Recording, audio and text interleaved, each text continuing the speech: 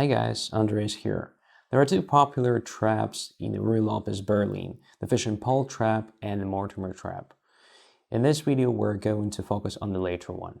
It goes like e4, e5, knight goes to f3, knight goes to c6, bishop goes to b5, knight goes to f6, so we enter the Berlin system of the Ruy Lopez. And here white, instead of going for the main line after castling, decides to play d3, which is one of the interesting options of avoiding the typical Berlin endgame, because you may not want to play that as white, for example. It is also referred as the anti-Berlin continuation. So in this situation, the normal reply would be something like bishop to c5, let's say, or maybe protecting the pawn on e5 with the d6, switching from Berlin to something else. But one of the possibilities here, and that is actually our Mortimer Trap now, is a very strange move, knight to e7. So it looks really odd, because instead of doing something useful, instead of developing our pieces, we're just moving the knight, which was already developed the second time. It's not clear what we're trying to achieve. Moreover, it feels like e5 drops now because it's no longer protected. So the question is, why not to capture it? Let's have a look at that. Appears this is already a mistake. So after knight captures e5, black responds with a c6 move. And now most likely the idea becomes clear, because the fifth rank is overloaded with white's pieces. Also, after d3, white we can diagonal a5, e1, so that black may use it with the queen to attack the king. At the moment, the bishop is hanging, which means that if the bishop moves somewhere, then queen goes to a5 with check, attacking either the bishop or the knight, but always the king. So one of the options is bishop to c4 move, in which case queen gives this check on a5, and after anything defending the king, queen captures on e5. So obviously, since black's pieces are placed not so good at the moment, white will have some practical chances still, but in general, this position should be just a big advantage for black, because, well, black is having extra minor piece for just one pawn. So bishop c4 doesn't quite work. White has some more options. Well, some of them look even smart. For example, what if knight goes to c4 here? So at first glance, we can just take the bishop, but pay attention to d6 square. It is seriously weakened now, so if we take the bishop, then knight d6 is a checkmate.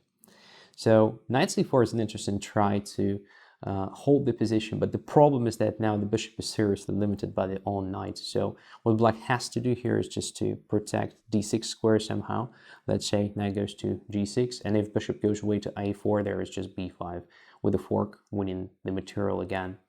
White may try something active like e5 in this position, but then knight goes to d5, knight jumps to d6 with check, bishop takes d6, e takes d6, and we just take the bishop. I mean, there is an e7 square, which is a bit weakened in black's camp, but black controls it sufficiently, so there is no checkmate, no counterattack whatsoever. So black is also winning. So it feels like after this c6 move, the best option for white is just to play knight captures f7. Let's have a look at that one as well.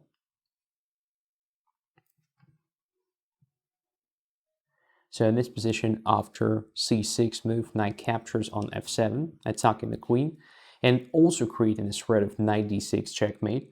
So black has to take the knight right here. King captures on f7. Let's say bishop goes to c4 with check, in which case we may notice that white gets at least 2 pawns for the missing minor piece now. But after d5, bishop to b3, and something solid like g6 continuing the development, it becomes clear that, well, this compensation is not really enough. I guess with the accurate play, after solving the problem with the king, and it's not really hard, I mean, after bishop g7, something like rook e8 and king hiding somewhere on the king side, black should be much better. So taking on e5 is a serious mistake. What to do instead? Let's have a look at that line.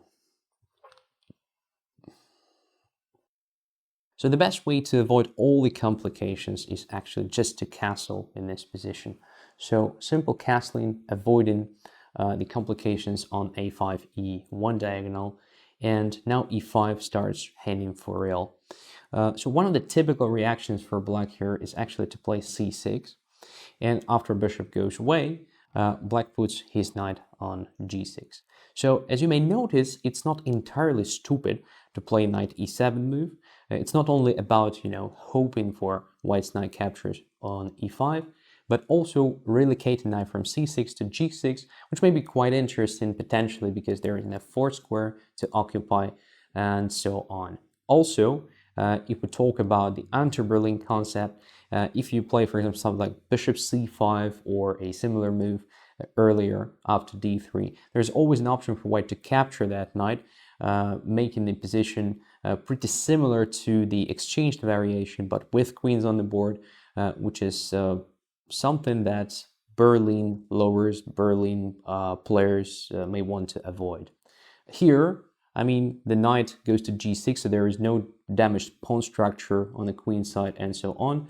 But the problem here is that after very simple rook to e1, bishop to e7 and d4, so playing in the center, so playing d6, overprotecting e5, c3, castling, and knight to d2, well, the game enters, again, very typical Spanish scenario. So that goes through f1 to g3, most likely there is a pressure in the center, which is also not so typical for Berlin system. So black is actually going away from the system he or she wanted to play. So it's also not very logical.